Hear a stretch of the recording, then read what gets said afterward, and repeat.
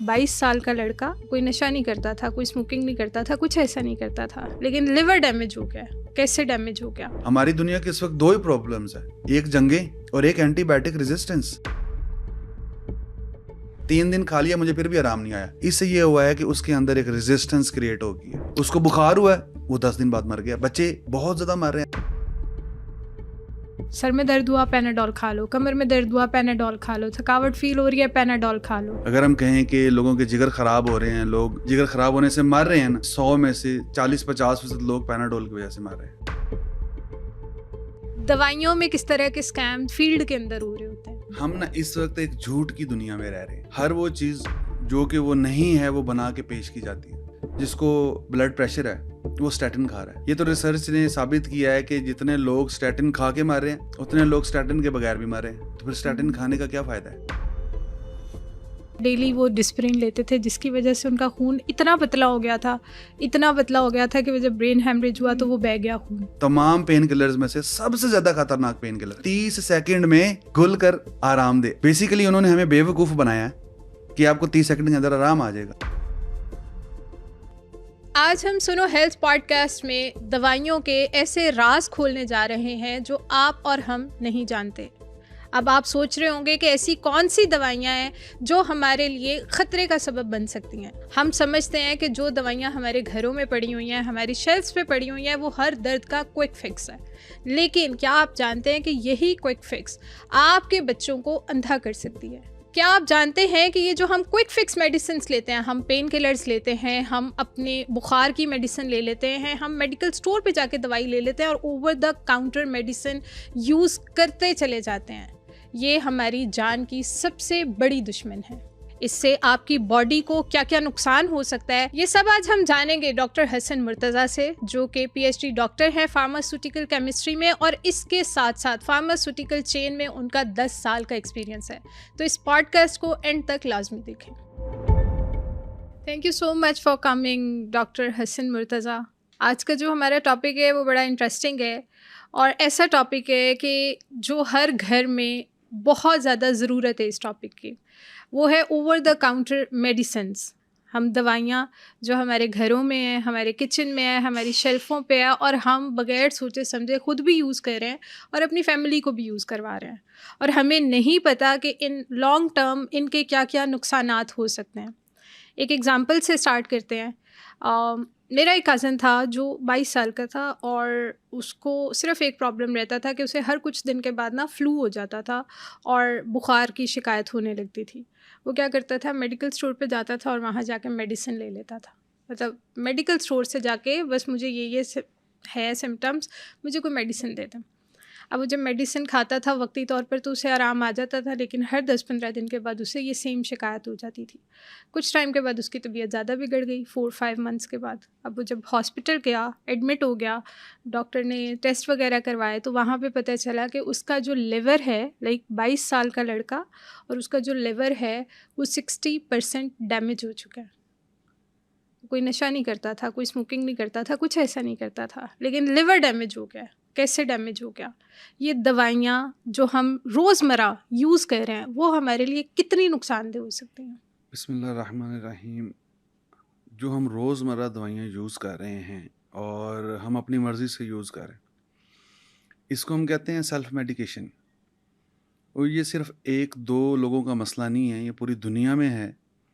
और अगर हम पाकिस्तान की बात करें तो ये 50% से ज़्यादा पॉपुलेशन का प्रॉब्लम है। और इस तरह के प्रॉब्लम जो लोगों को हैं और ठीक नहीं हो रहे और वो बार बार सेल्फ मेडिकेशन करते हैं, इसकी वजह से हमारी पॉपुलेशन में बहुत सारे लोग जो हैं, कोई किसी बीमारी में मुब्तला है, कोई किसी बीमारी में मुब्तला है। और इसकी वजह से जो वर्ल्ड रैंकिंग है हमारी बीमार लोगों की, वो तकरीबन 90% है। हम्म। कि पाकिस्तान में 90% लोग किसी न किसी वजह से बीमार हैं। मैं साइकोलॉजिकल बीमारियों की बात नहीं कर रहा, जिसको हम नफसियाती बीमारियां कहते हैं।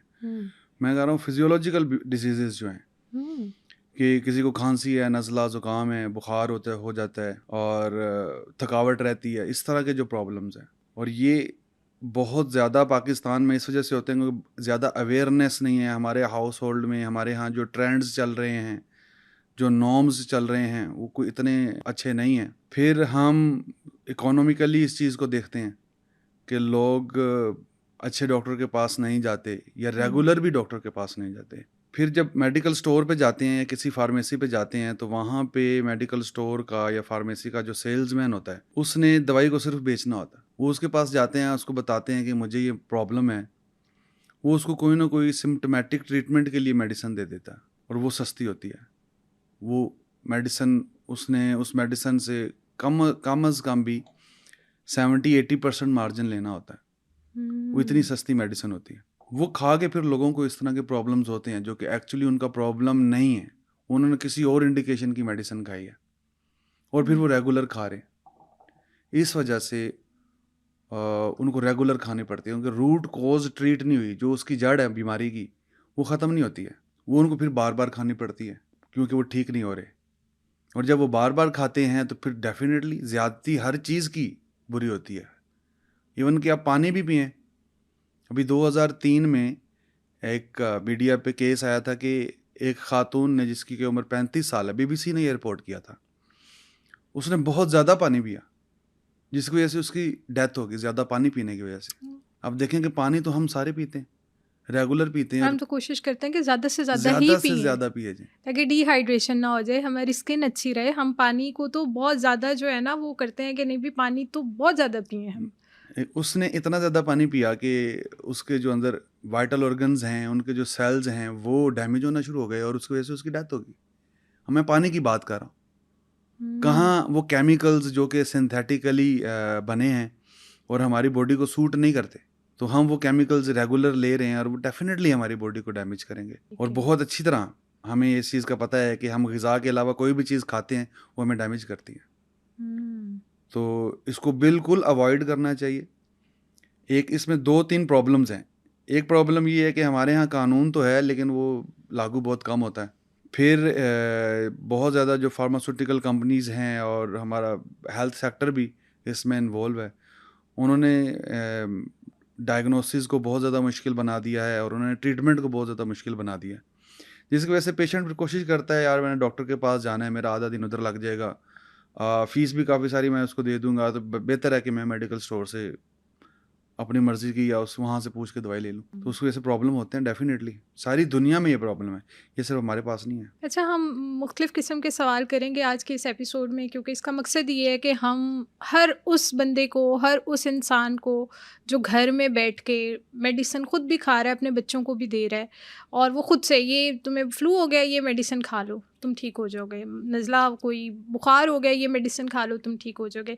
इससे रिलेटेड हम बहुत सारे सवाल करेंगे, लेकिन उससे पहले एक छोटा सा सवाल आपसे ये है कि आप मेडिसिन के बंदे हैं, ठीक है, आपकी सारी फील्ड ही मेडिसिन से रिलेटेड है, तो मुझे आप बताएं कि जब आपने फील्ड वर्क किया, ये मेडिसिन्स की क्या प्रिपरेशन किस तरह हो रही होती है, बनती किस तरह है, इसमें किस किस्म के स्कैम्स होते हैं, दवाइयों में किस तरह के स्कैम्स हम जो आम कम्युनिटी को नहीं पता, लेमैन को नहीं पता, और किस किस्म के स्कैम्स फील्ड के अंदर हो रहे होते हैं। देखिए, मैं आपको एक बड़ी अजीब बात बताता हूँ। हम ना इस वक्त एक झूठ की दुनिया में रह रहे हैं, मार्केटिंग की दुनिया में। हर वो चीज़ जो कि वो नहीं है वो बना के पेश की जाती है। मैं एक दफ़ा एक हर्बल कंपनी में काम कर रहा था और वो बहुत अच्छी प्रोडक्ट्स बना रहे थे, बहुत कमाल की प्रोडक्ट्स बना रहे थे, लेकिन उनकी मार्केटिंग टीम जो है ना वो इतनी अच्छी नहीं थी, इतना अच्छा काम नहीं कर रही थी, तो वो उन चीज़ों को बहुत अच्छे तरीके से बेच नहीं पा रहे थे। उसके मुकाबले में एक और कंपनी जो कि आप ये समझें कि सोने के मुकाबले में लोहा बना रही थी, लेकिन उनकी मार्केटिंग टीम बहुत अच्छी थी, वो इतने अच्छे तरीके से उसकी मार्केटिंग कर रहे थे, या मैं आसान अल्फाज में कहूँ कि इतने अच्छे तरीके से झूठ बोल रहे थे कि उनकी चीज़ें बड़ी अच्छी बिक रही थी। तो हमारे वहाँ पे बहुत ज़्यादा ये प्रॉब्लम था और ये पूरी दुनिया में होता है। मिसाल के तौर पे मैं आपको एक मिसाल दूँ कि स्टैटिन्स हम बहुत ज़्यादा इस्तेमाल करते हैं ब्लड प्रेशर के लिए। जिसको भी ब्लड प्रेशर हो जाता है ना, तो डॉक्टर करता है कि इसका कोलेस्ट्रॉल ज़्यादा है, लिहाजा इसको स्टैटिन्स दें, उससे कोलेस्ट्रॉल कम होगा। स्टैटिन्स का जो मर्ज़ वजूद में आना है वो एक झूठा है। अभी इस पे बहुत ज़्यादा रिसर्च हुई है। शुरू से ही जो स्टैटिन्स हैं वो इतना ज़्यादा इफ़ेक्टिव नहीं है कोलेस्ट्रॉल कम करने में या ब्लड प्रेशर को कम करने में या ज़िंदगी बचाने में। ये तो रिसर्च ने साबित किया है कि जितने लोग स्टैटिन खा के मर रहे हैं उतने लोग स्टैटिन के बगैर भी मरे हैं, तो फिर स्टैटिन खाने का क्या फ़ायदा है? लेकिन बहुत ज़्यादा हर वो बंदा जिसको ब्लड प्रेशर है वो स्टैटिन खा रहा है। अगर उसकी एज 40 से ज़्यादा है तो कंपलसरी कर दिया गया है, उसका जो नुस्खा है जिसको हम प्रेस्क्रिप्शन कहते हैं, उसमें जो एक ड्रग रिजीम होती है कि ये 3, 4, 5 मेडिसिन इसने लेनी है। हमारे यहाँ इसलिए मैंने ये 3, 4, 5 कहा कि हमारे यहाँ कम से कम 5 मेडिसिन दी जाती हैं। हालांकि इसकी कोई वजह नहीं है, आप 2 दें, 3 दें, 8 मेडिसिन, 12 मेडिसिन दी जाती हैं। इसमें प्रोटोकॉल मेडिसिन भी हैं, कुछ इस वजह से भी दी जाती है कि प्रॉपर डायग्नोसिस नहीं होता। तो उस प्रेस्क्रिप्शन में स्टैटिन एक नेसेसरी आइटम है। ये ऐसी है जैसे आपने बिरयानी बनानी है और बिरयानी में गोश्त एक नेसेसरी आइटम है, उसके बगैर बिरयानी नहीं बनेगी। तो वो प्रेस्क्रिप्शन जो हाइपरटेंशन के लिए डेवलप हुआ है उसके लिए स्टैटिन एक नेसेसरी आइटम है।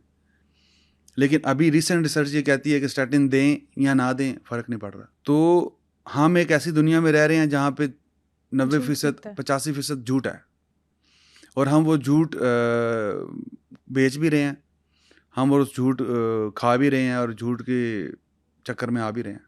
मेडिसिन जो बनती हैं बेसिकली ये बड़ा एक पेचीदा अमल है। कोई 10 साल इसकी रिसर्च पे लगते हैं कम अज़ कम। अगर हम 2019 से पीछे जाएं, 2019 के बाद तो बहुत ज़्यादा ये प्रोसेस एक्सपीडाइट हो गया। 10 साल इसकी रिसर्च पे लगते हैं।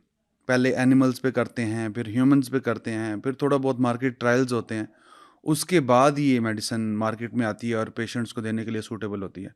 फिर पूरी दुनिया में रेगुलेटरी अथॉरिटीज़ हैं जो इसको रेगुलेट करती हैं, क्योंकि इससे प्रॉब्लम तो नहीं हो रहा। जैसे कि हमारे यहाँ जो पाकिस्तान में रेगुलेटरी अथॉरिटी को बहुत ज़्यादा माना जाता है, वो FDA अमेरिका की। हम उसको कंसिडर करते हैं कि उसने आया इस ड्रग को अप्रूवल दी हुई है या नहीं दी हुई, लेकिन वो वहाँ से अप्रूवल हो जाती है। लेकिन पाकिस्तान में वो मेडिसिन जो है वो इतनी ज़्यादा नहीं चल रही होती, या उसके बहुत ज़्यादा प्रॉब्लम्स आ रहे होते हैं। हमारे यहाँ डाइट के बहुत ज़्यादा इश्यूज़ हैं, हम हर चीज़ ही खा रहे हैं और चीज़ें भी खालिश नहीं हैं, उसकी वजह से प्रॉब्लम होते हैं। लेकिन क्योंकि वो वहाँ से अप्रूव होके आई है तो हम वो खाते हैं, और हमारे जो प्रैक्टिशनर है उसको धड़ाधड़ लिखते भी हैं। वो जब मार्केट में आती है तो उसके बाद भी उस पर चेक रखा जाता है कि इसकी वजह से कोई प्रॉब्लम तो नहीं हो रहा। मिसाल के तौर पर रिसेंटली बहुत सारी मेडिसिन जो हैं वो बंद हुई हैं, और बहुत सारी मेडिसिन जो हैं उन पे चेक लगा है कि इसको आपने इस तरह इस्तेमाल नहीं करना, इस तरह इस्तेमाल करना है। तो मिसाल के तौर पर अभी ये पिछले साल में एक हमारे हॉस्पिटल्स में रेगुलर प्रैक्टिस थी कि आप रिंगर लैक्टेट के साथ आप मल्टीविटामिन्स लगाएं। पेशेंट अगर कोई बहुत ज़्यादा वीक है या उसको बहुत ज़्यादा माल न्यूट्रिशन है तो उसको आप दें ये साथ। तो अभी रिसेंटली उन्होंने कहा कि आपने रिंगर लैक्टेट के साथ नहीं देना, इसकी वजह से प्रॉब्लम हो रहे हैं। तो ये तो बड़े अरसे से कोई 40-50 साल से प्रैक्टिस चल रही है, और हमें अभी पता चला है। हो सकता है कि बाहर के मुल्कों में ये रेगुलेशन बहुत पुरानी चल रही हो। फिर इसके अलावा बहुत सारी ऐसी मेडिसिन हैं जो उन्होंने कॉन्ट्रा इंडिकेटेड की हुई हैं लेकिन पाकिस्तान में चल रही हैं, बहुत ख़तरनाक मेडिसिन हैं। मिसाल के तौर पर पेन किलर्स हैं, बहुत सारी ऐसी पेन किलर्स हैं जो बहुत कॉमन है, आप बहुत ज़्यादा कॉन्ट्रा इंडिकेटेड है। पाकिस्तान में लोग अशरों से खा रहे हैं और खाते जा रहे हैं, जब तक वो डिसीज़ नहीं होते खाते रहते हैं। जो मेडिसिन बनाई जाती है ये तो एक केमिकल है। हमारी बॉडी 2 चीज़ें इस वक्त कंज्यूम कर रही है। एक वो चीज़ कंज्यूम कर रही है जो हमारी बॉडी की ज़रूरत है, जिसको हम न्यूट्रिशन कहते हैं। एक वो चीज़ कंज्यूम कर रही है जो हमारी बॉडी की ज़रूरत नहीं है, लेकिन वो हमारी बॉडी में कोई ना कोई चेंज कर रही है, जिसको हम फिजियोलॉजिकल चेंज कहते हैं, जिसको हम मेडिसिन के तौर पे इस्तेमाल करते हैं। तो ये जो मेडिसिन हैं ये बेसिकली हमारी बॉडी को सूट नहीं करती हैं। तो हमारी बॉडी क्या करती है, अगर ये फिजियोलॉजिकल कोई एक्शन इन्होंने दिया है तो हमारी बॉडी उसको नेसेसरली एक्सक्रीट आउट करती है। हम रेगुलर ले रहे हैं, हमारी बॉडी उसको रेगुलर एक्सक्रीट आउट करती है, जिसकी वजह से हमारी बॉडी पे एक एक्स्ट्रा बर्डन बनता है। हमारे जितने भी ऑर्गन्स काम कर रहे हैं, हम रेगुलर लेंगे मेडिसिन तो हमारे ऑर्गन्स उस पर रेगुलर एक्स्ट्रा काम करेंगे। जब रेगुलर एक्स्ट्रा काम करेंगे तो बर्डनाइज होंगे तो उनको डैमेज होगा तो फिर ज़ाहिर है हम बीमार होंगे। लिहाजा जो मेडिसिन हैं वो रेगुलर यूज़ के लिए नहीं है। कुछ 1, 2 या 3 डिजीज़ के अलावा मेडिसिन बिल्कुल भी रेगुलर यूज़ के लिए नहीं है। जैसे आप मेडिसिन की बात कर रहे हैं, इसकी हमने फॉर्मुलेशन पे भी बात की, तो मुझे ये बताएं क्या ऐसा भी होता है कि अक्सर कैप्सूल्स जो हम लेते हैं उसके अंदर हम तो समझ रहे होते हैं कि इस ख़ास मकसद के लिए ये हम कैप्सूल ले रहे हैं। जैसे मैं एक बात भी कर लेती हूँ, बहुत सारी जो फ़ीमेल हैं वो ग्लूटा के लिए कैप्सूल्स ले लेती हैं, ठीक है? लेकिन क्या उसके अंदर वही मटेरियल होता है कि जो वो चीज़ चाह रही हैं उससे वो फ़ायदा हासिल करें? अगर वो ग्लूटाथायोन ले रही हैं तो क्या उन्हें वो रिज़ल्ट्स मिलते हैं कि वो बस एक धोखा है जो मार्केटिंग के थ्रू बिक रहा है और हम लोग ख़रीद रहे हैं? हमारे यहाँ पाकिस्तान में जितनी भी लोकल मेडिसिन्स बन रही हैं ना, मैं बड़े अफ़सोस के साथ ये बात कह रहा हूँ और बड़े ही दुखी दिल के साथ ये बात कह रहा हूँ। जो पाकिस्तान में लोकल ब्रांड्स बन रहे हैं वो कंप्रोमाइज़्ड हैं। बल्कि पाकिस्तान में जो मल्टीनेशनल ब्रांड्स बन रहे हैं वो भी कंप्रोमाइज़्ड हैं। ओह! मेरी खुद अपनी एक्सपीरियंस में ये चीज़ आई है कि मल्टीनेशनल की पैकिंग जिसका हम बहुत ज़्यादा ख़्याल रखते हैं। अगर आपने कोई चीज़ बेचनी है ना, तो उसकी पैकिंग का, उसकी फिनिश्ड प्रोडक्ट का सबसे ज़्यादा ख्याल रखा जाता है हुँ। कि कस्टमर को ये बहुत अच्छी नज़र आए और कस्टमर इसको ज़रूर यूज़ करे। लेकिन पाकिस्तान में तो मल्टीनेशनल की पैकिंग इतनी अच्छी नहीं है, उसमें से मिसिंग्स होती हैं। मैं आपको बहुत सारी मल्टीनेशनल की टैबलेट्स की एग्जांपल दे सकता हूँ, जिसमें अगर वो ब्लिस्टर 10 टैबलेट का है तो उसमें 8 या 9 टैबलेट्स हैं, एक टैबलेट ही गायब है बीच में से। अगर वो सिरप है उसका लेबल ही उल्टा लगा हुआ है, टेढ़ा लगा हुआ है, उसके अंदर उतनी क्वांटिटी ही नहीं है सिरप की जितनी होनी चाहिए। फिर हम अगर लोकल ब्रांड्स की बात करें, लोकल मार्केट की बात करें, तो उसकी तो क्या ही बात है, वो तो बिल्कुल कंप्रोमाइज्ड है। उसकी एक तो जो चेक क्वालिटी होती है, जिसको हम कहते हैं क्वालिटी कंट्रोल डिपार्टमेंट, वो कोई इतना इफेक्टिव नहीं है पाकिस्तान में। फिर उसके अंदर जो इंग्रेडिएंट्स हैं वो कोई इतने अच्छे मेयार के नहीं हैं। ये हो सकता है कि किसी मल्टीनेशनल कंपनी से ने बहुत अच्छा रॉ मटेरियल यूज़ किया हो, लेकिन लोकल कंपनी ये रॉ मटेरियल यूज़ ही नहीं कर सकती। उसकी कॉस्ट बहुत ज़्यादा हो जाती है, उसकी क्वालिटी की कॉस्ट बहुत ज़्यादा है। मिसाल के तौर पर मैं आपको बताऊं कि एक गोली अगर जो प्रेगनेंसी में फीमेल्स लेती हैं वो इस वक्त 70 रुपीज़ की है, उसके मुकाबले में एक गोली जो लोकल है वो 40 रुपीज़ की है। तो आप इमेजिन करते हैं कि उसकी क्वालिटी पे उन्होंने उतना ही एक्सपेंस किया होगा जितना मल्टीनेशनल ने एक्सपेंस किया होगा? पॉसिबल नहीं है। क्या उन्होंने वही रॉ मटेरियल यूज़ किया होगा जो मल्टीनेशनल ने रॉ मटेरियल यूज़ किया होगा? उन्होंने उतनी पेन ली होगी उसकी जितनी मल्टीनेशनल ने पेन? पॉसिबल नहीं है। अगर हम 100% बात करें कि 100% जो लोकल ब्रांड्स हैं वो अपनी मुकम्मल एफिकेसी डिलीवर कर रहे हैं, ऐसा नहीं है। बल्कि मैं कहूँगा कि 80% 70% जो लोकल ब्रांड्स हैं वो अपनी एफिकेसी डिलीवर नहीं कर रहे।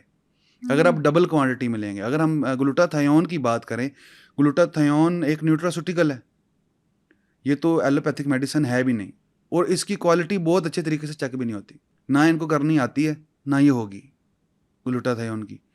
फिर ये इसकी टैबलेट्स और इसके इंजेक्शंस, इसके सीरम्स, ये वेरीफाइड नहीं है। रिसर्च नहीं कह रही है कि इसको आप यूज़ करें, वो कहते हैं ये बेनिफिशियल हो सकता है। 100% इसकी एफिकेसी उसने नहीं कहा रिसर्च ने कि इसकी 100% एफिकेसी होगी। न्यूट्रास्यूटिकल है ना, न्यूट्रास्यूटिकल से मुराद वो चीज़ें हैं, हम मेडिसिन की जब आप बात करते हैं तो मेडिसिन में बहुत सारी चीज़ें आ जाती हैं। एलोपैथी मेडिसिन है जिसको कि हम अंग्रेज़ी दवाइयाँ कहते हैं, हमारे पास हर्बल मेडिसिन हैं, देसी दवाइयाँ, हमारे पास होम्यो मेडिसिन हैं, आयुर्वेदा है, उसके बाद फिर एक न्यूट्रास्यूटिकल डोमेन आती है, मल्टीविटामिन्स, मिनरल्स और न्यूट्रिएंट्स वगैरह। तो ग्लूटाथायोन तो या तो एनिमल सोर्स से लिया गया है ग्लूटाथायोन, या फिर प्लांट सोर्स से तो बहुत कम मुश्किल से मिलेगा, प्लांट सोर्स से तो डेफिनेटली एनिमल सोर्स से लिया गया है। और ये जो एनिमल सोर्स से लिया है ये इतना इफेक्टिव नहीं हो सकता ह्यूमन में, हेल्प आउट हल्का फुल्का कर सकता है। हम जिस इफेक्टिविटी को अचीव करना चाह रहे हैं वो किसी दूसरे सोर्स से मुमकिन नहीं है, लिहाजा इन चीज़ों को अवॉइड करना चाहिए। लेकिन ये तो अब जितने भी ये हमारे एस्थेटिक्स बन गए हैं वहाँ पे तो वो इतने महंगे महंगे करके सीरम्स बेच रहे हैं, इतनी महंगी ये टैबलेट्स दे रहे हैं। इसके अलावा इनके जितने भी ट्रीटमेंट्स हैं ये बहुत ओवर एक्सपेंसिव है और हमारी बहुत कम्युनिटी वहाँ पे जाती है कि आप हमें वो सीरम्स इंजेक्ट कर दें, आप हमें ग्लूटाथायोन की टैबलेट्स दे दें, मंथ की टैबलेट्स दे दें। हम कोलेजन शॉट्स लेते हैं उनसे कि हम वो पर शॉट पर डे ले लेंगे तो उससे हमारी स्किन बड़ी अच्छी हो जाएगी, बूस्टअप हो जाएगी, हम यंग नज़र आएंगे। तो ये सब एक स्कैम है मोस्ट प्रोबेबली, क्योंकि जो कॉस्मेटिक इंडस्ट्री है, ये कॉस्मेटिक इंडस्ट्री तो 60-70% स्कैम है। तमाम लोग जो ये लोग यूज़ करते हैं वो ऐसे क्यों नहीं है, वो ऐसे क्यों नहीं दिख रहे? अगर इसकी 100% एफिकेसी है तो 100% जो पॉपुलेशन है, जो इसकी कंज्यूमर है, वो क्यों नहीं बेहतर है? बल्कि इसमें दूसरे प्रॉब्लम्स भी हैं, हाइपर सेंसिटिविटीज़ होती हैं जिसको हम एलर्जीज़ कहते हैं। लोग फिर दोबारा सारी ज़िंदगी इस तरह की प्रोडक्ट्स, इस तरह से मिलती-जुलती प्रोडक्ट्स इस्तेमाल नहीं कर सकते, क्योंकि उनको एलर्जी हो गई है इससे। फिर उनको दीगर एडवर्स इफ़ेक्ट्स होते हैं, साइड इफ़ेक्ट्स तो होते ही हैं साथ-साथ, क्योंकि ये नेचुरल चीज़ नहीं है जो आपके यूज़ कर रहे हैं आप अपनी बॉडी के लिए। ये एक ऐसे ही है जैसे आपके 2 हाथ हैं और आपने एक और हाथ लगा लिया, आप उसको यूज़ करना चाह रहे हैं, आपकी बॉडी उसको सपोर्ट नहीं करती है। हो सकता है 100 में से 10 लोग उसको अच्छी तरह रिसीव कर पाएँ, इसको अच्छी तरह कंज्यूम कर पाएँ और उनको इफ़ेक्ट हो भी जाए। मैं आपको एक मिसाल सुनाता हूँ। हमारे पास जो लोग जल जाते हैं, तो उनके जो स्कार्स होते हैं काफ़ी विज़िबल होते हैं, प्रोमिनेंट होते हैं, उसके लिए बहुत ज़्यादा कॉस्मेटिक्स हैं, बहुत ज़्यादा। कुछ 100 से ऊपर कॉस्मेटिक्स हैं जो टॉपिकली लगाई जाती हैं, ये लगाएँ जी आपका स्कार ठीक हो जाएगा। लेकिन ग्लिसरीन उसके लिए बहुत ज़्यादा इफ़ेक्टिव है, बहुत ज़्यादा सस्ती है। लेकिन इंडस्ट्री क्या कह रही है कि आप हमारी क्रीम लगाइए, 3000 रुपये की क्रीम है, आप 1 हफ़्ता यूज़ कर सकते हैं। आप ये सीरम इस्तेमाल करें, आप ये मेडिसिन खाएँ, इससे आपका स्कार रिमूव हो जाएगा।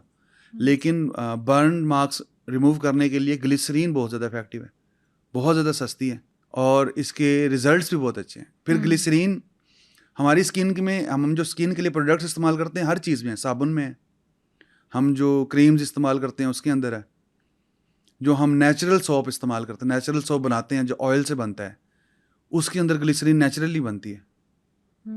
वो आप यूज़ करें, वो आपके लिए बहुत इफ़ेक्टिव है।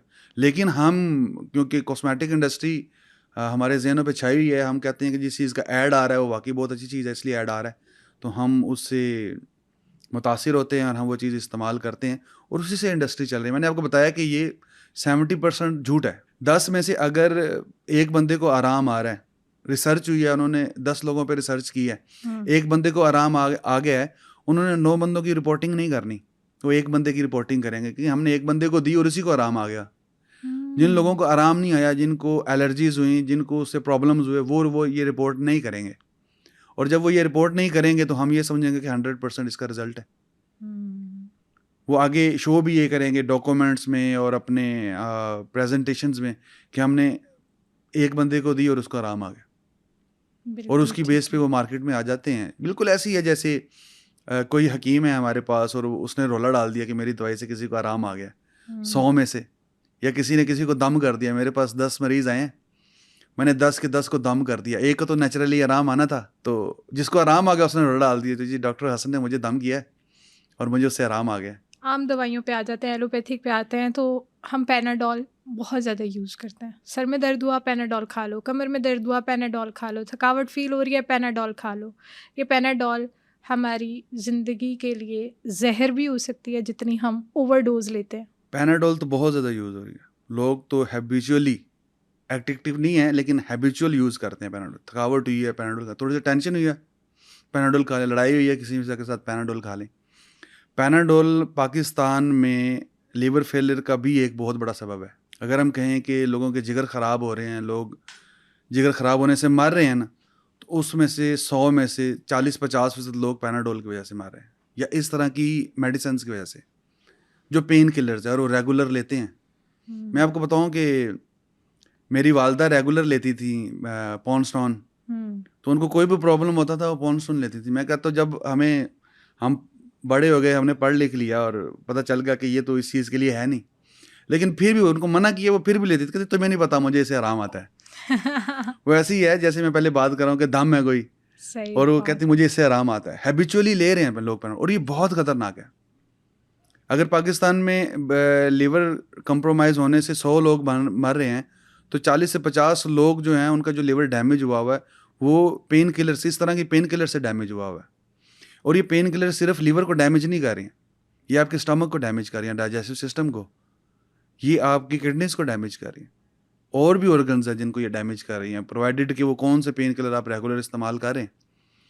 और हाँ, ये हम इसलिए भी इस्तेमाल कर रहे हैं कि हमें बताया गया है, वही बात मार्केटिंग पे आ जाती है कि बहुत सेफ है। इसकी अभी तक पैनाडोल की मार्केटिंग हो रही है, टीवी पे आता है पैनाडोल की, डिस्प्रिन की, 30 सेकंड में घुल कर आराम दे। अब वो लिखा हुआ है 30 सेकंड में घुलती है ये, मार्केटिंग वो ये कर रहे हैं, मैं ये समझ रहा हूँ कि 30 सेकंड में इससे आराम आ जाएगा। वो बता रहे हैं कि 30 सेकंड में घुलती है ये डिसॉल्व होती है पानी के अंदर, लेकिन उन्होंने प्रेजेंट इस तरह किया हुआ है कि मैं ये समझूंगा कि वाकई ये मैं पीऊंगा और मुझे 30 सेकंड में आराम आ जाएगा। ये बहुत बड़ा स्कैम है। बेसिकली उन्होंने हमें बेवकूफ़ बनाया है कि आपको 30 सेकंड के अंदर आराम आ जाएगा, और मैं इसलिए वो डिस्प्रिन रेगुलर ले रहा हूँ। और डिस्प्रिन तमाम पेन किलर्स में से सबसे ज़्यादा खतरनाक पेन किलर है। इसका तो मुझे खुद भी एक्सपीरियंस है। मेरे फादर बहुत डिस्प्रिन लेते थे, उनको सर में दर्द होता था, वो डिस्प्रिन लेते थे, तो उनको बहुत यंग एज में ब्रेन हैमरेज हो गया था। और वो जब डॉक्टर के पास गए थे तो डॉक्टर ने उन्हें पूछा कि ये स्मोकिंग करता है, उन्होंने कहा नहीं स्मोकिंग वगैरह तो नहीं करते। क्या ऐसी एक्टिविटी है? डेली वो डिस्प्रिन लेते थे, जिसकी वजह से उनका खून इतना पतला हो गया था, इतना पतला हो गया था कि वो जब ब्रेन हैमरेज हुआ तो वो बह गया, खून सारा ब्रेन में ही बह गया और वो पैरालाइज हो गए थे। हाँ, डेफिनेटली इस तरह की मेडिसिन फिर ब्लड के अंदर और हमारे फैट टिश्यूज़ के अंदर अक्यूमुलेट होती हैं। ये बहुत ही ख़तरनाक फिनोमेना है। जब वो फैट के अंदर अक्यूमुलेट हो जाती हैं तो हम थोड़े से भी फैट लूज़ करते हैं या वेट लूज़ करते हैं, और हालांकि हम वो मेडिसिन नहीं खा रहे, वो मेडिसिन दोबारा ब्लड में आती है। और फैट के अंदर ये कैपेबिलिटी है, फैट बड़े लंबे अरसे तक आपकी मेडिसिन को प्रिजर्व कर सकती है। जो चीज़ वाटर सोल्यूबल कम है उसको बड़े लंबे अरसे तक फैट प्रिजर्व करती है। डेफिनेटली चीज़ों को सबसे पहले जो नुकसान पहुंचता है इस तरह के मेडिसिन को, वो ऑक्सीजन से पहुंचता है। खैर ये बड़ी लंबी बात है, लेकिन जो फैट है वो मेडिसिन को प्रिजर्व कर लेती है, अपने अंदर स्टोर कर लेती है। जब हम वेट लूज़ करते हैं या हम किसी वजह से हमने दोपहर का खाना नहीं खाया, 2 टाइम का खाना नहीं खाया, तो खाना ना खाने से कम तबीयत ख़राब होती है, और इस तरह के मेडिसिन के दोबारा ब्लड में आने की वजह से तबीयत ज़्यादा ख़राब होती है। इस वजह से जब लोग वेट लूज़ करते हैं वो कहते हैं मैं तो मरने वाला हो गया हूँ, मुझे पता नहीं क्या हो रहा है, और ये डायग्नोज भी नहीं हो सकता कि इसको क्या हो रहा है। बहुत मुश्किल है इस तरह की टॉक्सिसिटीज़ को डायग्नोज करना। लिहाजा जहाँ तक मुमकिन हो इनको अवॉइड करना चाहिए। बल्कि आपको कोई प्रॉब्लम है और वो रेगुलर प्रॉब्लम है, सर में दर्द होता है, रेगुलर होता है, आप उसको प्रॉपर डायग्नोसिस करवाएं। क्यों बार बार सर में दर्द होता है? हम चीज़ों को, अपनी हेल्थ को बहुत ज़्यादा लाइट लेते हैं। बिल्कुल ऐसा। हर चीज़ पहले है। हमने अगर काम करना है वो पहले है, बच्चे पहले हैं, घर पहले है, फैमिली पहले है, और खेलने जाना है तो वो भी पहले है, लेकिन हेल्थ नहीं है। हेल्थ जो है वो लास्ट पे है, वो बुढ़ापे में है। हाँ, जब हमें सामने मौत नज़र आ रही होती है हम कहते हैं यार कोई दवाई खिला दो, मुझे बचा लो, मुझे कुछ कर लो, बचा लो, कि बस मोहताजी ना हो, जितने सांस रह गए वो अच्छे से गुजर जाए। लेकिन वो अच्छे से कैसे गुजरेंगे? नहीं, वो पॉसिबल नहीं है, पॉसिबल नहीं। अगर आपने पहले 40-50 साल अच्छे नहीं गुजारे हैं तो आपके अगले भी 40-50 साल अच्छे नहीं गुजरेंगे। आपको पहले 40-50 साल बहुत अच्छे गुजारने पड़ेंगे। एक वो ज़रबुल मिसल भी है हमारे यहाँ की, माँ का दूध जो है वो 40 साल तक काम करता है, तो जिसने पिया होगा उसका माँ का दूध काम करेगा। आजकल तो माएँ दूध पिला ही नहीं रही हैं, 90% माएँ दूध नहीं पिला रही। वो जब 40 क्रॉस भी नहीं करेंगे, वो 30 पे पहुँचेंगे, वो ऐसे ही लगेगा जैसे ये बूढ़ा आदमी है। लिहाजा पहले 40-50 साल अपने बहुत अच्छे गुजारें। जितना ग़िज़ा के अलावा चीज़ों को अवॉइड कर सकते हैं। थोड़ी बहुत दर्द हो रही है उसको बर्दाश्त करें, थोड़ा बहुत बुखार है उसको बर्दाश्त करें, अपनी इम्यूनिटी को इम्प्रूव करें। इम्यूनिटी इम्प्रूव होती है 2 चीज़ों से, अच्छे खाने से और एक्सरसाइज से। अगर आप सोना भी खा रहे हैं, आप चांदी खा रहे हैं, आप एक्सरसाइज नहीं कर रहे, आपकी कभी इम्यूनिटी इम्प्रूव नहीं होगी, आपकी सेहत अच्छी नहीं होगी, आपके सर में दर्द होता रहेगा। अगर आप बहुत अच्छा खाना नहीं खा रहे लेकिन एक्सरसाइज कर रहे हैं, एक्सरसाइज उसको कंपेंसेट करेगी आपके बहुत अच्छे खाने को।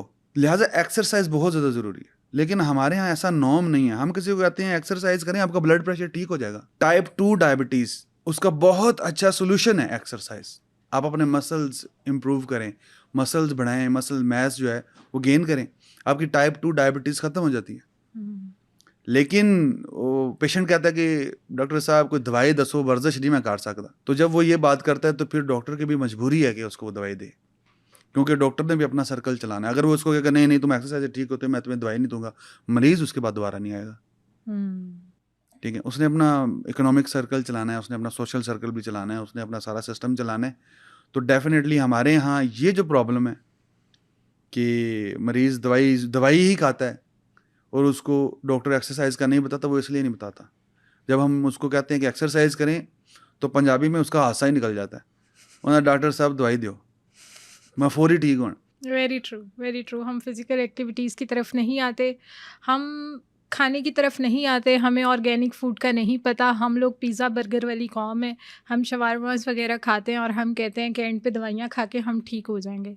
ना तो हमारी इम्यूनिटी स्ट्रॉन्ग है किचन में, और हम फर्स्ट एड के तौर पे जल्दी जल्दी से मेडिसिन्स खाते हैं कि बस हम काम पे चले जाएं, हमारा आज का दिन ज़ाया ना हो जाए, जो थोड़े बहुत हमें पैसे मिल रहे हैं वो मिल जाए ताकि हम कल को वो दवाइयों पे लगा सकें, क्योंकि लगते वो दवाइयों पे ही हैं। हमारी हेल्थ डेफिनेटली इतनी डेफिनेटली कॉम्प्रोमाइज़ हो जाती है। एक चीज़ मुझे और बताएं कि ये जो कफ़ सिरप्स, ये बहुत मतलब खांसी में तो लोग कफ़ सिरप लेते हैं, लेकिन मैंने अपनी कम्युनिटी में ऐसे लोग देखा है कि जिन्हें रात में नींद नहीं आती तो वो उठ के पल्मनॉल या कोई भी कफ़ सिरप ले लेते हैं कि भाई हमें इससे नींद आती है, इसका नशा चढ़ता है तो हमें नींद आ जाती है। तो ये कफ़ सिरप सारे ही इतने मतलब एडिक्टिव हो जाते हैं लोग इसके, कि ये कुछ ब्रांड्स हैं या कुछ कंपनीज़ हैं जिनके कफ़ सिरप ज़्यादा ख़तरनाक है, उनसे हमें अवॉइड करना चाहिए। देखिए सारे लोग ऐसा नहीं है कि सारे लोग दिमाग का इस्तेमाल नहीं करते, कुछ लोग दिमाग का भी कर इस्तेमाल लेते करते हैं। हैं। वो कहते हैं कि बजाय इसके कि हम नींद के लिए कोई और ऐसी दवाई खाएं जिससे हमें नशा हो और आदत लग जाए, तो हम कफ सिरप इस्तेमाल कर लेते हैं। कफ सिरप बेसिकली एडिक्टिव नहीं होते, हम्म, लेकिन कुछ कफ सिरप पहले माजी में ऐसे पाकिस्तान में बनते रहे हैं और उनके बहुत ज़्यादा मशहूर भी हुए हैं वो अपने साइड इफ़ेक्ट्स की वजह से। हम्म, तो जैसे टाइनो एक कफ सिरप आता है, अभी भी काफ़ी सारे कफ सिरप हैं हम्म, जो चल रहे हैं और वो वाकई CNS को डिप्रेस करते हैं, जिससे गनुदगी होती है हल्की फुल्की। हम्म, मैं कंपनी में काम कर रहा था तो वहाँ पर कफ सिरप बनते थे, बहुत मशहूर कंपनी है, मल्टीनेशनल कंपनी है। तो मैं क्वालिटी कंट्रोल डिपार्टमेंट में काम कर रहा था, तो मुझे पहले बहुत ज़्यादा प्रॉब्लम था एज़मा का, जिसको हम दमा कहते हैं उर्दू में। तो मुझे पता था कि ये जो कफ सिरप है ये मैं एज़मा में इस्तेमाल करता हूँ तो इससे बड़ा अच्छा रिलीव मिलता है मुझे। तो मैंने वहाँ से वही कफ सिरप लिया, अभी वो बिल्कुल फ्रेश मैन्युफैक्चर हुआ था और वो उस बेल्ट पे, कन्वेयर बेल्ट पे चल रहा था। मैंने वहीं से उठा लिया और मैंने कहा चलो मैं जाके पीता हूँ और मुझे इसे ना कोई आधे पौने घंटे में आराम आ जाए। मैंने उसके 2 चम्मच कंज्यूम कर लिए उसी वक्त लैब में ला के, और मैं बैठ गया साइड पे। तो कोई 15 मिनट गुजरे होंगे कि तो मुझे चक्कर आना शुरू हो गए और मुझे इस तरह लगा कि जैसे मैंने कोई नशा कर लिया, चीज़ें घूमती हुई नजर आना शुरू की। मैंने कहा यार इस सिरप से तो मुझे आज तक कभी ऐसा कुछ नहीं हुआ। तो उस वक्त फिर मुझे एहसास हुआ कि ये फ्रेश सिरप है जिसे मैंने पी लिया, इसको मार्केट में जाते हुए अभी महीना लगना है और इसकी एफिकेसी कम होनी है। तो कफ सिरप ऐसे हैं जो आपको सिडेट करते हैं। वो इसलिए हैं कि अगर बहुत ज़्यादा सीवियर कफ आ रही है आपको, तो हमें दूसरी चीज़ों के साथ CNS को डिप्रेस करना पड़ता है। जो सेंट्रल नर्वस सिस्टम है हमारा, वो डिप्रेस होता है क्योंकि कफ हमारा रिस्पॉन्स है टूवर्ड द जो भी म्यूकस एक्युमुलेट हुई है हमारे ट्रैकिया में। तो ये हमारा CNS का रिस्पॉन्स है उसको क्लियर करने के लिए। तो हम CNS को फिर डिप्रेस करते हैं कफ सिरप के ज़रिए। तो जब CNS डिप्रेस होता है तो उसके साथ एक साइड इफ़ेक्ट ये है कि सिडेशन हमें होती है, गनुदगी हमें होती है। ठीक है, तो ये ज़ाहिर है फिजिशियन का काम है कि उसने इतनी क्वांटिटी देनी है पेशेंट को कि उसे कफ तो डिप्रेस हो लेकिन उसको सिडेशन ना हो। लेकिन ऐसा बिल्कुल मुमकिन नहीं है कि कफ सिरप से, एलोपैथिक कफ सिरप बहुत अच्छा हो और वो 100% कफ को डिप्रेस भी करे और उससे सिडेशन ना हो।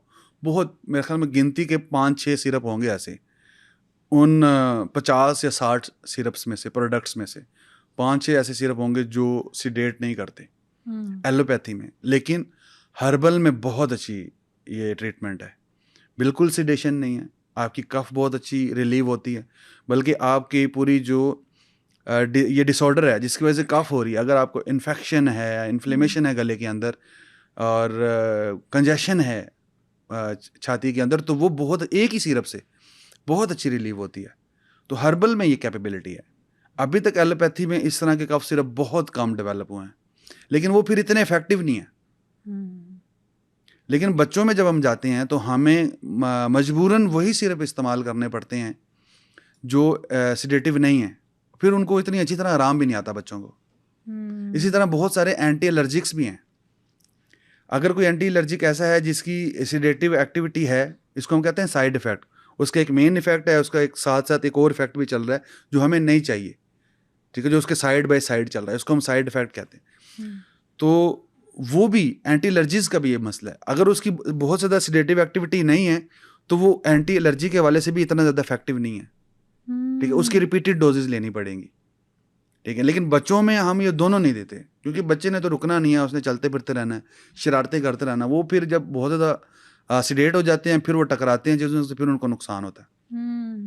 लेकिन हमारे यहाँ वो बच्चों में भी प्रेस्क्राइब होते हैं और ये काम चलता जाता है। ये बहुत ज़्यादा केयरफुल मामला है कि इसमें हम जो स्पेशलिस्ट है हमारा, जो प्रिस्क्राइब कर रहा है, उसको बहुत ज़्यादा केयर करनी पड़ेगी।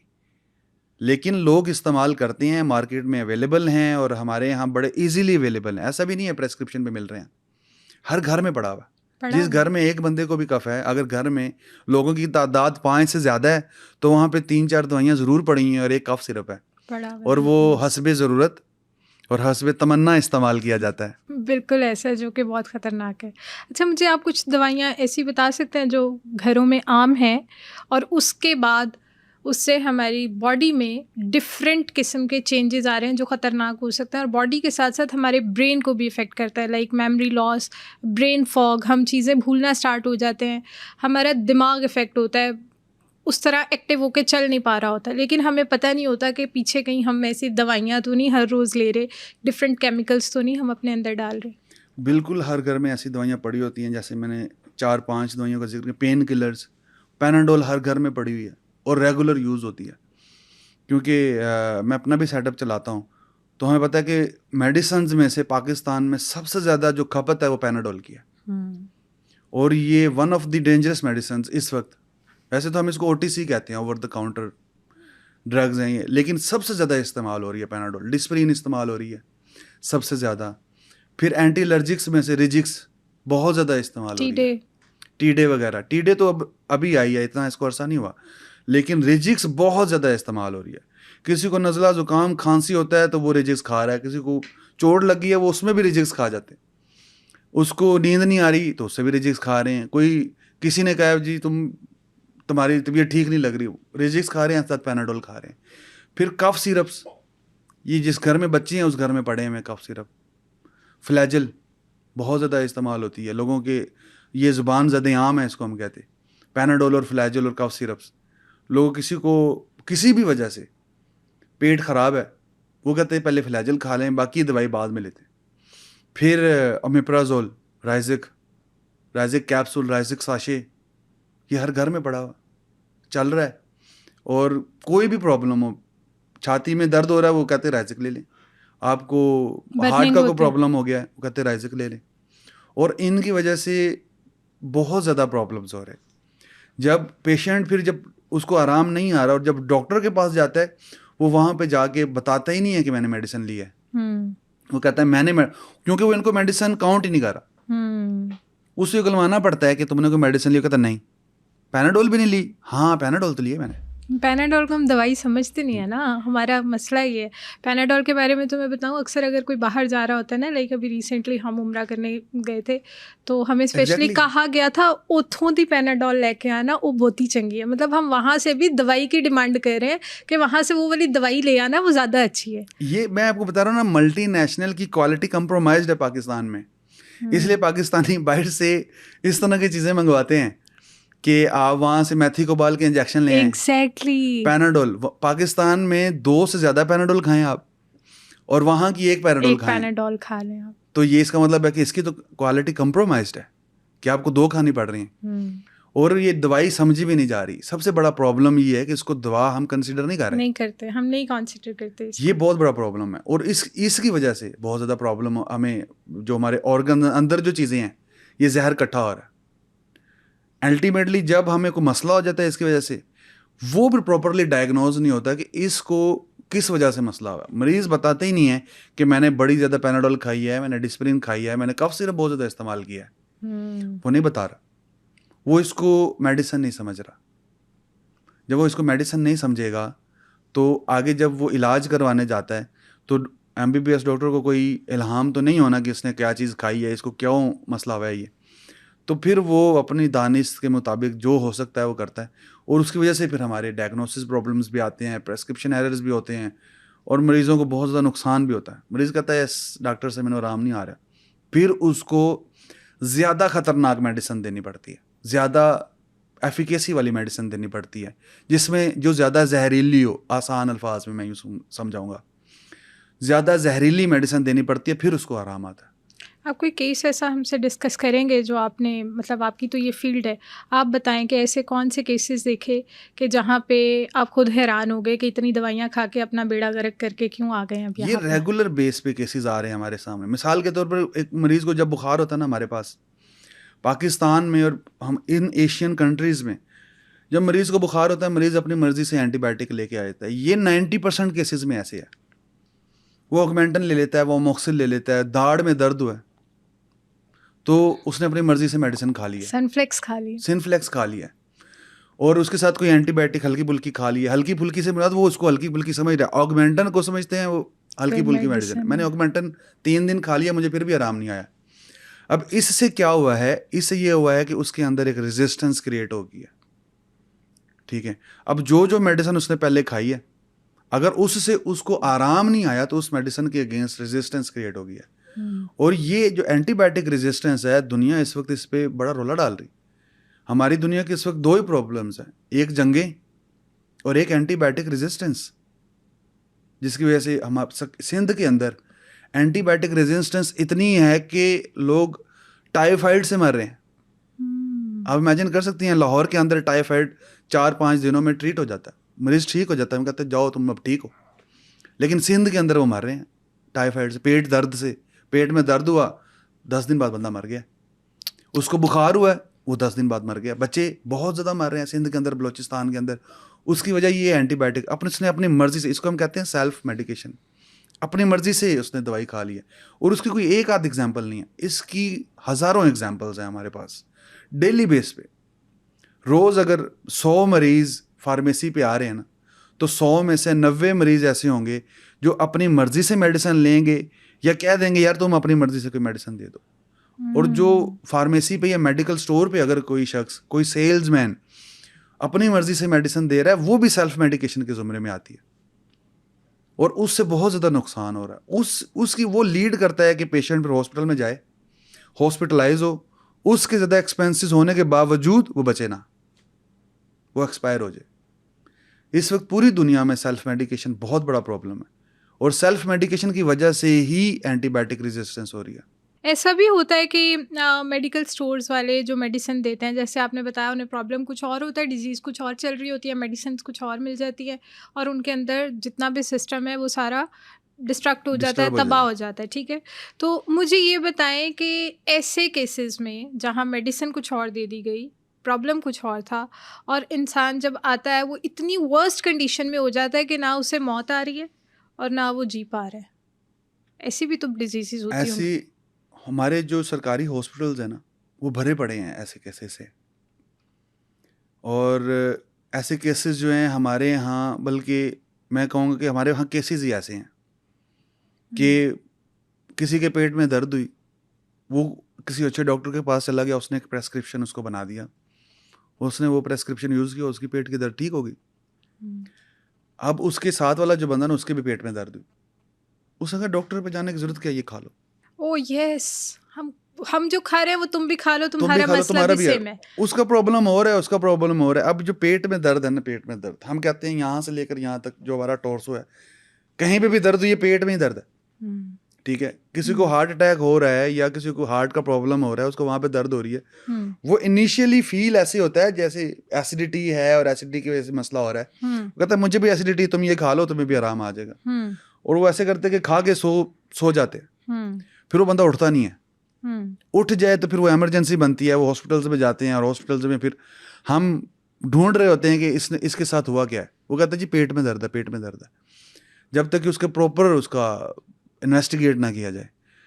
ये प्रॉब्लम बहुत ज़्यादा है पाकिस्तान में कि एक दूसरे से पूछ के, इसी तरह वेट लॉस करने में भी एक दूसरे से पूछ के। हम आप तो पेट दर्द की बात कर रहे हैं, मैंने यहाँ तक देखा है शुगर हुई होती है, मैं ये इंसुलिन लगा रही हूँ, तुम भी ये वाली डोजेज लगा लो, इससे ठीक हो जाओगे। हालांकि टाइप 2 डायबिटीज़ में इंसुलिन लगाना एक मेडिकल क्राइम है। Seriously type 2 diabetes, type 1 diabetes के अलावा किसी भी डायबिटीज़ में इंसुलिन लगाना एक मेडिकल क्राइम है। ओह माय गॉड, बहुत सारे लोग लगा रहे हैं, मेरी मदर लगा रही है। बिल्कुल लगा रहे हैं, बिल्कुल लगा रहे हैं। अगर आप इमेजिन करें, आप दवाई भी खा रहे हैं और आप इंसुलिन भी लगा रहे हैं। इंसुलिन तो टाइप 2 डायबिटीज में बन रही है, आप क्यों लगा रहे हैं? इसका मतलब ये है कि मेडिसिन के जरिए हम पेशेंट की शुगर को कंट्रोल नहीं कर पा रहे। फिर हमने उसको इंसुलिन तो बजाते खुद बहुत सारी बीमारियों का पेश है। इन जो एसेंशियल हाइपरटेंशन है, जो कि इस वक्त दुनिया में सबसे ज़्यादा हाइपरटेंशन की टाइप है, उसकी इस वक्त रिसर्च कहती है कि उसकी वजह इंसुलिन है। हम लगाए जा रहे हैं। टाइप 2 डायबिटीज़ को भी लगाए जा रहे हैं। कुछ बच्चों को अगर टाइप 2 डायबिटीज़ होती है जो जल्दी ऑनसेट हो जाती है, उसमें भी लगा रहे हैं। शायद इसको इंसुलिन की वजह से वो टाइप 1 डायबिटीज़ है। तो ये बहुत बड़ा एक मेजर प्रॉब्लम है। ये गलत प्रेस्क्रिप्शन जो है, इसको प्रेस्क्रिप्शन एरर कहते हैं, और ये इसकी वजह से हमारा बहुत ज़्यादा प्रॉब्लम क्रिएट हो रहा है। लोग मर रहे हैं। एक बंदे को शुगर है, उसको साथ हाइपरटेंशन भी हो जाता है, उसके साथ ऑर्गन फेलर भी हो रहे हैं, और हम उसको इंसुलिन लगा रहे हैं कि शायद इंसुलिन से ठीक हो जाए, और इंसुलिन उसको रेगुलर कंट्रोल भी नहीं कर रही है। यहाँ ऐसा हो रहा है पाकिस्तान में। अच्छे डॉक्टर के पास जाने के पैसे नहीं हैं, और जो रिश्तेदार है वो इतना फोर्स करते, यार तुम लगाओ, ये देखो मेरे पास पड़ी है, तुम लगाओ तो सही। वो हो सकता है एक आध दफ़ा उसने लगाया, उसकी कुछ तबीयत बेहतर होगी, इंसुलिन रश हो गया जिस्म के अंदर, उसकी कुछ तबीयत बेहतर होगी, वो फिर रेगुलर लगा रहा है और उससे वो नुकसान उठा रहा है। मिसयूज़ मेडिसिन जो हम कर रहे हैं, हमारी फैमिलीज़ में हो रहा है, हमारे घरों में हो रहा है, overdose medicine, over the counter medicine, ये जो भी कुछ हम खा रहे हैं, इससे क्या ऑर्गन ट्रांसप्लांट तक भी बात चली जाती है? ऑर्गन ट्रांसप्लांट, पहली तो बात ये, पाकिस्तान में कोई इतने अच्छे इसके रिजल्ट्स हैं नहीं, और ऑर्गन ट्रांसप्लांट तक बात जाती है। ओवरडोज जब हम कहीं पे भी करते हैं ना, तो हम ऑर्गन ट्रांसप्लांट की हमें ज़्यादा रेशो नहीं मिलती है, क्योंकि महंगा बहुत है पाकिस्तान में। हमें उसकी वजह से डेथ्स की रेशो ज़्यादा मिलती है, क्योंकि ऑर्गन ट्रांसप्लांट बहुत ज़्यादा कॉस्टली है पाकिस्तान में। अगर कोई बंदा ऐसा है जो बाहर भी रहता है, दुबई में रहते हैं, ज़ाहिर वहाँ के लोग वहाँ की निस्बत पाकिस्तान में इलाज सस्ता है, यहाँ पे भी आते हैं इलाज कराने के लिए, और उनको अगर ऑर्गन ट्रांसप्लांट कराना पड़ जाता है तो वो एक दफ़ा सोचते हैं यार ये तो बहुत महंगी चीज़ है, ठीक है। लेकिन मिसयूज़ की वजह से तो इतने प्रॉब्लम्स हैं। अगर हम मेडिसिन को बंद कर दें ना तो वो ज़्यादा बेहतर होगा। इतने प्रॉब्लम्स हैं मिसयूज़ की वजह से। साइकोलॉजिकल प्रॉब्लम्स भी हैं, फिजियोलॉजिकल प्रॉब्लम्स भी हैं। फिर उसका जो ओवर यूज़ है, जिसको कि हम ओवर डोजिंग कहते हैं, वो तो फिर कंट्रोल सिर्फ स्पेशलिस्ट ही कर सकता है।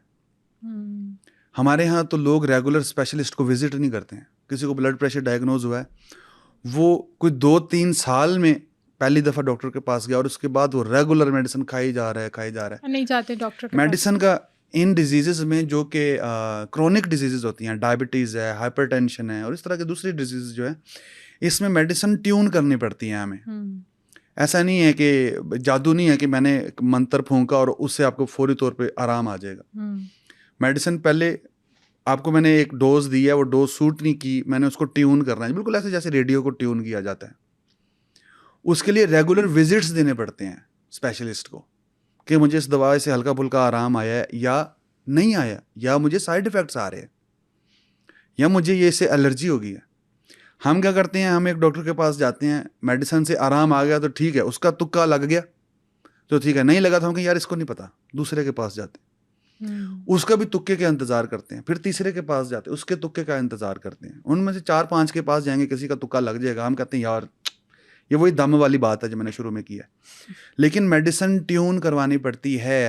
हम शुरू में पेशेंट को नहीं बता पाते ये, और मेडिसिन अगर ट्यून करवा ली जाए तो उसकी ट्यूनिंग फिर बार बार, जिस तरह हम अपनी मशीनरी की ट्यूनिंग करवाते हैं, वो बार बार करवानी पड़ती है। अगर किसी को ओवरवेट होने की वजह से डायबिटीज़ है, या किसी को ओवरवेट होने की वजह से हाइपरटेंशन है, तो हमने उसका वेट कम करना है। हमने उसको दे दिए 3-4 मेडिसिन दे दिए कि इससे आपका वेट कम होगा, उसका वेट कम हो जाता है। अब ज़ाहिर है वो मेडिसिन हमने विथड्रा करनी है। किसी को साइकोलॉजिकल इश्यूज़ हैं, हमने उसको नींद वाली दवाई दे दी है, हमने उसको सिडेटिव दे दिया ताकि ज़्यादा सोचे ना, ये रात को उसको अच्छी तरह नींद आए। अब वो लगी उस बंदे को, वो खा रहा है, वो 60 साल खा रहा है, वो 50 साल खा रहा है, उसने दोबारा डॉक्टर को विजिट ही नहीं किया कि ये मेरा हल निकालो, ये मैं दवाई खा रहा हूँ, ये बंद भी करानी है कि नहीं करानी। Very true. और यहाँ पे कुछ हमारा एक्सपर्ट्स का भी मसला है कि वो शुरू में नहीं बताते कि ये हमने बंद भी करनी है, विदड्रॉ भी करनी है। एक ये प्रॉब्लम है। फिर दूसरा, पेशेंट को उसे इतना ज़्यादा रिलीव मिल रहा होता है कि वो कहता है नहीं, इसको ऐसे ही चलने दो, ये मैंने बंद नहीं करनी। सुकून मिल रहा है ना, सुकून में उसके इर्द गिर्द जो लोग होते हैं ना, उनको भी सुकून मिल रहा होता है। तो कहते हैं नहीं, ऐसे ही चलने दो, ये हम विदड्रॉ नहीं कराएंगे। तो मतलब हम सुकून के लिए बंदे मार रहे हैं। बिल्कुल ऐसा है, ऐसा तो है कि बस सुकून मिले, बेशक लोग मर जाएं, कोई मसला नहीं है, दवाइयाँ खाते रहें, मरें, ठीक है। ये हम कॉन्शियसली कर रहे हैं या अनकॉन्शियसली कर रहे हैं, ये कर रहे हैं हम हमाकत पे हैं, हम गलती पे हैं, हमारे पास अवेयरनेस नहीं है, हम इंफॉर्मेशन नहीं लेते, हमें पता नहीं चल रहा कि हमें क्या लाइफ में ज़रूरी चीज़ें हैं जिसकी हमारे पास आगाही होनी चाहिए। अच्छा, अब हमने बहुत सारे प्रॉब्लम्स डिस्कस कर लिए, इसको एंड पे लेकर आते हैं और सॉल्यूशन की तरफ आते हैं कि अब क्या करें। पहले तो जो हम गलतियां कर चुके वो हम कर चुके, अब हमें करना क्या चाहिए। क्या जो हम घरों में मेडिसिन रखते हैं या जो हम जिस भी पेशेंट को देते हैं, अपने बच्चों को देते हैं या किसी को भी देते हैं, क्या हम उसका रिकॉर्ड बना के रखें ताकि जब भी हमें अल्लाह ना करे कोई प्रॉब्लम हो, हम डॉक्टर के पास जाएं तो हम उसे बता सकें कि हमने इन 3 महीनों में इतनी मेडिसिन खाई है और ये मेडिसिन खाई है। तो इससे कोई फ़ायदा हो सकता है? इसमें 3-4 काम कर सकते हैं हम। सबसे पहले हमें अगर कोई प्रॉब्लम होता है ना, कोई भी प्रॉब्लम होता है, हम उसको एक्सपर्ट से कंसल्ट करें। ठीक है, घर में दवाई रखना बिल्कुल भी, अगर किसी को इमरजेंसी है, कोई इमरजेंसी कंडीशन है, तो फिर तो आप वो इमरजेंसी दवाई घर में रख सकते हैं। लेकिन पैनाडोल जैसी दवाई और या हम जो कफ सिरप्स हैं या डिस्प्रिन जैसी दवाई, और किसी को प्रॉब्लम भी नहीं है, पहला तो मसला ये है कि जो घर में दवाइयाँ रखी होती हैं ना, उनकी एक्सपायरी भी होती है। सिरप एक दफ़ा खोल लिया है तो ज़्यादा से ज़्यादा 10 दिन चलेगा, हम 6-6 महीने बाद भी इस्तेमाल कर रहे होते हैं। हम तो फ्रिज में रख के पी लेते हैं उसे। फ्रिज में रखा हुआ है जी, इसको 6 महीने बाद भी इस्तेमाल कर, नहीं, वो एक दफ़ा खोल लिया, कोई भी चीज़ जो सील है उसको आपने एक दफ़ा खोल लिया, वो ज़्यादा से ज़्यादा 2 हफ्ते चलेगी या 1 महीना चलेगी, इसके बाद नहीं चलेगी। उसके ऊपर लिखा होता है, बहुत सारी दवाइयाँ, एंटीबायोटिक्स के ऊपर लिखा होता है कि आपने खोलने के बाद इसको 1 हफ्ते के अंदर कंज्यूम कर लेना है, वरना फेंक देना है। हम कहाँ फेंकते हैं? जितनी भी लिक्विड फॉर्मुलेशंस हैं, लिक्विड मेडिसिन हैं, वो आपने खोलनी है, वो आपने 10 दिन के अंदर मैक्सिमम, वरना 7 दिन के अंदर आपने कंज्यूम करनी है और उनको डिस्कार्ड करना है। उसकी मिकदार इतनी होती है 120 ml। 120 ml का मतलब ये है कि ये 3 या 4 दिन की खुराक है। अगर आपने 3 या 4 दिन में इस्तेमाल नहीं की, उसके बाद आपने इसको डिस्कार्ड कर देना है। ठीक है, जो टैबलेट्स हैं, कुछ ऐसी टैबलेट्स हैं जो डिब्बियों में आती हैं और उसके ऊपर सील है, और वो उसकी 1 महीने की सप्लाई है। इसका मतलब है उसके बाद आपने इसको डिस्कार्ड कर देना, वो ख़राब हो रही है। अब घर में हम महफूज कैसे रख सकते हैं? सबसे पहले तो अगर किसी को कोई प्रॉब्लम है, उसका प्रॉपर डायग्नोसिस होना चाहिए कि इस बच्चे को हमारा प्रॉब्लम क्या है। ठीक है, फिर उससे पूछें कि इसकी ट्रीटमेंट कितनी देर चलेगी, 1 महीना चलेगी, 2 महीना चलेगी। हम कोई प्रॉब्लम होता है घर में, हम 2-2 साल पेन किलर्स खा रहे हैं, घुटनों में दर्द है तो उसकी 20 साल दवाई खा रहे हैं, पेन किलर्स। पेन किलर्स सिर्फ 7 दिन इस्तेमाल कर सकते हैं, 5 दिन इस्तेमाल कर सकते हैं। उसके बाद आपने उसके हल की तरफ जाना है कि ये दर्द कैसे दूसरे तरीके से रिजॉल्व, रूट कोज क्या है। पहली तो बात ये, एक्सपर्ट से रब्ता करें, उसका प्रॉपर डायग्नोसिस होना चाहिए, कितनी देर वो मेडिसिन यूज़ करनी है। फिर उसका रिकॉर्ड, जो आपने बात की, रिकॉर्ड बहुत अहम है बच्चों के हवाले से, ख़ास तौर पे कि हमने इस बच्चे को कौन कौन सी मेडिसिन दी है। बहुत सारे प्रॉब्लम्स ऐसे होते हैं जब हम बच्चों को मेडिसिन देते हैं छोटी उम्र में, उसके इफेक्ट्स बड़ी उम्र में जाके आते हैं। उसका लिवर डैमेज हो रहा है, उसके दांत जल्दी गिर रहे हैं, उसकी नज़र ख़राब हो रही है। हमारे यहाँ इस वक्त 40% बच्चे ऐसे हैं जिनकी नज़र ख़राब हो रही। ठीक है, और इसकी नज़र स्क्रीन नहीं है, हम कहते हैं स्क्रीन टाइम इसका बहुत ज़्यादा नहीं है। उसको प्रॉपर न्यूट्रिशन नहीं मिल रही है। न्यूट्रिशन अगर मिल रही है तो वो ऐसी चीज़ें खा रहा है जिसकी वजह से उसको न्यूट्रिशन हेल्प आउट नहीं कर रही।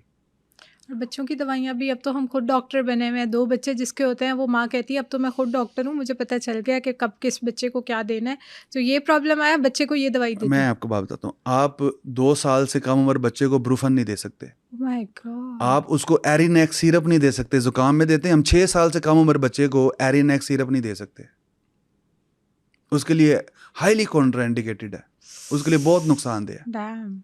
ठीक है, आप उसको एंटीबायोटिक्स जो हम बच्चों को बिला वजह देते हैं, वो उसकी लो डोज देंगे उसमें मुस्तकबिल के लिए उसमें रेजिस्टेंस क्रिएट हो एक और जाएगी। चीज़ मुझे याद आ जी। गई, बच्चों के हवाले से ड्राई वाटर बहुत दिया जाता है, ग्राई वाटर तो हम रोजाना दे रहे थे। बच्चा पैदा हो रहा है, उसकी घुट्टी के साथ ग्राई वाटर शुरू होता है। चलता है। ग्राई वाटर एक हर्बल ड्रग है, मेडिसिन है, हर्बल मेडिसिन है। वो उसकी घुट्टी से शुरू होता है और जब तक उसका दूध छूट नहीं जाता, ग्राई वाटर साथ चल रहा होता है। बिल्कुल ऐसे। और दूध तो बच्चों का, हम खैर बच्चे 18 साल के भी होते हैं, दूध तो उसको जारी रहता है। उसका माँ का दूध पिलाएं ना पिलाएं, दूसरा पिलाना है। पिलाए जा रहे हैं और ग्राई वाटर साथ चल रहा है। इसको गैस होती है जी दूध से, इसको गैस होती है दूध से। ठीक है, दूध सिर्फ बच्चे को उस वक्त तक ही ज़रूरी है जब तक माँ का दूध ज़रूरी है, मतलब कि 2 साल तक। उसके बाद बच्चे के लिए दूध नेसेसरी नहीं है। आप उसको एडिशनली दे सकते हैं बच्चे को, नेसेसरी नहीं है। ऐसा नहीं है कि उसकी ग़िज़ा का हिस्सा है, लेकिन हम उसके साथ ग्राई वाटर दे रहे हैं। ग्राई वाटर सिर्फ एक चीज़ है, काफ़ी सारी चीज़ें हैं जो हम कॉलिन, और उससे फिर बच्चा कॉलिन ड्रॉप्स हम बहुत देते हैं, जल्दी से दे दो बच्चे का, वो रो रहा है, उसको जी गैस का प्रॉब्लम हो गया, उसे ड्रॉप्स दे दो। वो एक मेम भी बनी हुई है कि बच्चे के लिए ये उम्र बड़ी मुश्किल होती है। उसको खारिश हो रही होती है कहीं और उसको माँ जो है वो उसको दवाई दे देती है कहीं दवाई पे, दे देती या है। उसको दूध पिला देती है, इसको भूख लगी हुई बिल्कुल है। ऐसे। तो ये हमारे यहाँ बहुत एक गलत प्रैक्टिस चल रही है। मैंने आपको बताया कि नॉर्म्स हमारे यहाँ इस तरह की डेवलप हुई हैं। ये मेडिसन है, कॉलिक ड्रॉप जो है ये मेडिसन है। जो ग्राई वाटर है वो हर्बल मेडिसन है बाकायदा। हमने जब उसको 2 साल तक ग्राई वाटर दिया, इसका मतलब ये है कि इसकी अब गट में या डाइजेस्टिव सिस्टम में ये कैपेसिटी नहीं है कि वो रेगुलर दूध डाइजेस्ट कर सकेगा। अच्छा, मैं आपको एक और बात बताता हूँ कि जो सप्लीमेंट्स दे रहे हैं हम बच्चों को नेस्ले के, वो बच्चों के लिए इंतहाई ख़तरनाक है। जो दलिया दे रहे हैं और जो दूध दे रहे हैं वो बहुत ख़तरनाक है। वो एक तो नेचुरल डाइट नहीं है, उसके ऊपर लिखा हुआ है कि ये दूध माँ के दूध का मुतबादिल नहीं है, ये सिंथेटिक है, बिल्कुल सिंथेटिक है। सिंथेटिक मतलब केमिकल है ये सारा, और ये ऑलरेडी डाइजेस्टेड फूड है। ऑलरेडी डाइजेस्टेड फूड का मतलब ये है कि हम बच्चे के डाइजेस्टिव सिस्टम को मफलूज कर रहे हैं। 2 साल उसका डाइजेस्टिव सिस्टम बिल्कुल काम नहीं करेगा। जब 2 साल काम नहीं करेगा तो फिर उसके बाद भी काम नहीं करेगा। वो बच्चा स्वेल कर जाता है, मतलब कि जब उसका डाइजेस्टिव सिस्टम काम ही नहीं करता, जो उसने एनर्जी यूज़ करनी है वो एनर्जी नहीं यूज़ करता। वो सारी एनर्जी बच्चे का जो है वो अंदर फैट्स की सूरत में कम्युलेट होती है। और जब बच्चा, हम उसको नेचुरल डाइट पे लाने की कोशिश करते हैं, बच्चा बहुत प्रॉब्लम करता है। या तो बच्चा नेचुरल डाइट पे आता ही नहीं है, आपको उसके बाद भी 3 साल 4 साल 6 साल तक उसको सप्लीमेंट्स देने पड़ते हैं इस तरह के। और आप कहते हैं बच्चा पहले बहुत हेल्दी था, अब ये ढांचा हो गया है। उसकी वजह ये है उसका डाइजेस्टिव सिस्टम काम नहीं कर रहा। ये भी बहुत खतरनाक है। ये भी सप्लीमेंट्स जो हैं ये मेडिसिन हैं। ये सिर्फ उस सूरत में देते हैं जब बच्चे को हम नेचुरल डाइट नहीं दे सकते, माँ का दूध नहीं दे सकते, सिंपल।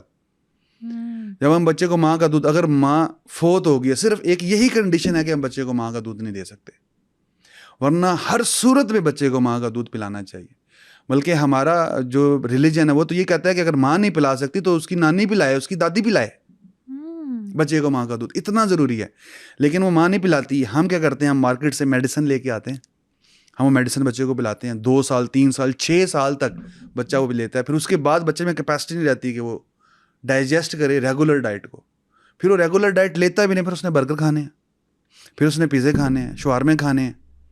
बिल्कुल ये सी चीज़ें वो उसके लिए नेसेसिटी बन जाती है, क्योंकि वो नेचुरल डाइट को कंज्यूम नहीं कर पाएगा। बिल्कुल ठीक है। बहुत सारी ऐसी चीज़ें मैंने खुद आपसे जानी, और इंशाल्लाह हमारी ऑडियंस बहुत सीखेगी, जो हमारी प्रैक्टिसेस में हैं और इंतहाई गलत है, जिससे हम खुद अपने बच्चों को अनहेल्दी एनवायरनमेंट दे रहे हैं और उनकी हेल्थ के साथ खुद खेल रहे हैं, जो हमें नहीं पता। लेकिन बहुत अच्छा सेशन रहा। एंड पे मैं आपसे चाहूँगी कि कोई एक छोटा सा अगर पैगाम देना चाहते हैं ऑडियंस को या अपने देखने वालों को, तो वो दे दें। सबसे पहले पेरेंट्स के लिए कि इस वक्त जो इंटरनेट है हमारे पास, आर्टिफिशियल इंटेलिजेंस जो है ये ऐसी है जैसे आपके पास एक मालूमात का जिन है। आप उससे कुछ भी मालूमात ले सकते हैं, दुनिया जहान की कोई भी। ये पहले अवेलेबल नहीं था लेकिन इस वक्त है। आप उससे सवाल करें, वो आपको टू द पॉइंट जवाब देता है। और knowledge is at a verge of your table. किस दुनिया में किसी किस्म से मुतालिक आप सवाल करें, आप उससे मेडिसिन से मुतालिक सवाल करें या एटॉमिक एनर्जी के मुतालिक सवाल करें, वो आपको टू द पॉइंट जवाब देता है। आप चीज़ों के बारे में जानें, अपने बारे में भी, अपनी मेडिसिन के बारे में, अपनी ग़िज़ा के बारे में, बच्चों की ग़िज़ा के बारे में, बच्चों की मेडिसिन के बारे में। फिर एक्सपर्ट से रब्ता करें। Irrespective of the financial condition, क्योंकि वो चीज़ आपकी पूरी ज़िंदगी पे असरअंदाज होती है। एक्सपर्ट से ज़रूर रब्ता हर मामले में। अगर आपने घरेलू ज़िंदगी में किसी से मशवरा करना है या मेडिसिन से हवाले से मशवरा करना है, एक्सपर्ट के साथ रब्ता करें और चीज़ों की टाइमलाइन ज़रूर डिफ़ाइन करें कि मैंने इसको क्या चीज़ देनी है, कहाँ तक देनी है। हर चीज़ की एक्सपायरी होती है, उसको ध्यान में रखें कि ये चीज़ कब तक इस्तेमाल करनी है, कितनी इस्तेमाल करनी है, और ये देखें कि excess of everything is bad. ये बहुत अहम चीज़ है, हर चीज़ की एक्सेस बुरी है, उसको भी अवॉइड करें। Thank you so much for the wonderful session. इंशाल्लाह आपको दोबारा एक नए टॉपिक के साथ इंशाल्लाह लाजमी बुलाएंगे। जज़ाकल्लाह। आज के इस पॉडकास्ट का मकसद आपको डराना नहीं था, बल्कि आपको अवेयरनेस देना थी कि अगर आप या आपके घर में कोई भी मेडिसिन का मिसयूज़ कर रहा है तो आप उसको समझाएं कि ये आपकी ज़िंदगी भी ले सकती है। और एंड पे आपने इस पॉडकास्ट को शेयर लाजमी करना है, ताकि आपकी वजह से अगर किसी एक की भी ज़िंदगी बच सकती है तो ये सदका जारी है। अगर इसी से रिलेटेड आपका कोई भी और सवाल है या आप किसी भी मेडिसिन के हवाले से कोई इन्फॉर्मेशन चाहते हैं तो आप हमें कमेंट सेक्शन में बता सकते हैं। मैं बहुत ही मेहनत और रिसर्च के बाद डिफरेंट डॉक्टर्स के साथ हेल्थ वाइज कंटेंट बनाती हूँ। अगर आपको मेरा कंटेंट वैल्यूएबल लगता है तो सुनो पॉडकास्ट हेल्थ को सब्सक्राइब करें।